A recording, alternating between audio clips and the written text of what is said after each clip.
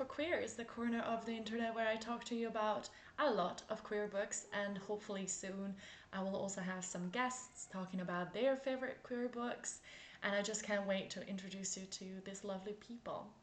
I'm sorry I've been MIA for a long time. I actually had another video planned that I filmed the other day and I was editing it. As I was editing, I realized that half of the video didn't come out for some reason.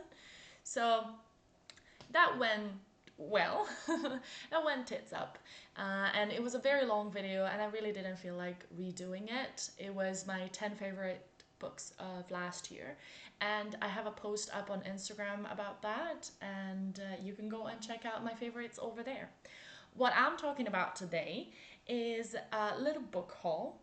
So I know that at the beginning of this YouTube channel I said that you weren't going to see a lot of book hauls because I tend to read on my Kindle and I tend to get books from the library, and that is still very much true. But at the same time, this January brought a sort of shiny object syndrome, and I really wanted to buy books. And so I went to my local Malmo bookstore, that is a sci-fi and fantasy bookstore specifically, which is really cool.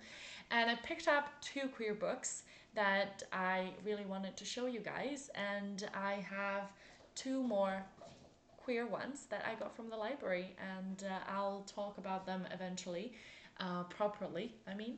And in the meantime, I'll just show them to you. But starting from the two that I bought at the bookstore.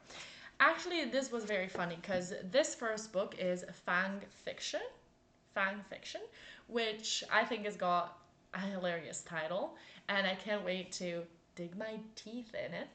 And I saw this on Bookstagram somewhere. I don't remember who I got it from, who I got the recommendation from.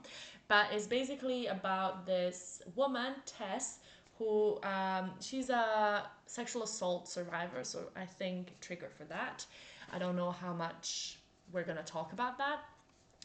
Who spends most of her days either at her job or reading fan fictions about her favorite vampire books, until she finds out that the protagonists of these books that she reads are actually real. And I thought that sounded really fascinating, and it's supposed to be quite funny, and I just really needed something like this. And I love vampires, and I've read a few things even in the last year or so that dealt with vampires, so I just can't wait to read more. So this is Fan Fiction by Kate Stayman London. And then the second one, there's two things that sold me.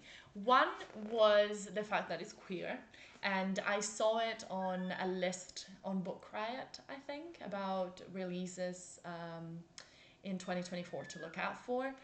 I'm sorry if you hear screaming, that's my little cat, the new one, and he's just a baby. He's just about 2 months old. Hello! Look at him. Oh, hello.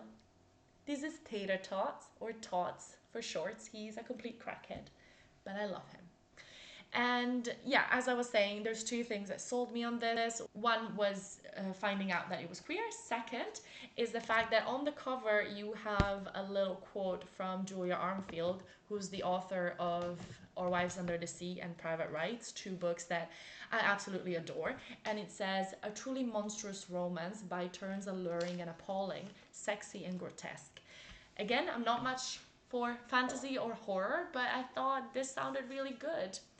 And this is a gnarly tale of hunger and possession, a lesbian pulp meets literary horror. The sexiest book you'll read this year. Yeah. I'm not even gonna tell you anything about the synopsis of this. I think you should go read this. And as I was saying, I also got two books from the library that are queer. And one is Gay Bar by Jeremy Atherton Lynn. This is supposed to be a personal history of queer nightlife, and it says it is shot with vibrant intellectual adrenaline. With keen original insight, he celebrates the gay bar as a site of ribald, sensuous and urgent resistance, a must read for all. So I think this is gonna be really fun. And then going for lesbians, we have Acts of Service by Lillian Fishman. I have a feeling that this is kind of like a cultish book. I've read the title so many times, but never really picked it up. And then when I find books like this at the bookstore or at the library, I feel like it's destiny, it's a calling. And this is what I have to do. I have to pick them up and read them.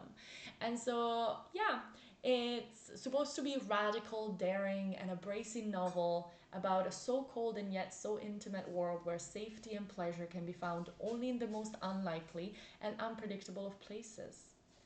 I think it's really I think it's really interesting. If I'm not mistaken, it's about a woman, Eve, with an adoring girlfriend, an impulsive streak, and a secret fear that she's wasting her brief youth with just one person. And I have a feeling this is gonna have a really messy main character, but I hope that the author, oi, that was the cat, that the author is gonna write about it in a really nice way.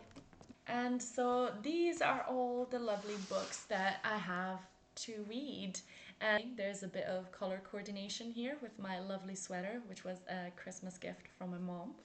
And I hope that I can get to all of these really soon because they sound amazing. And I hope my work can let me, focus on on some of these as well.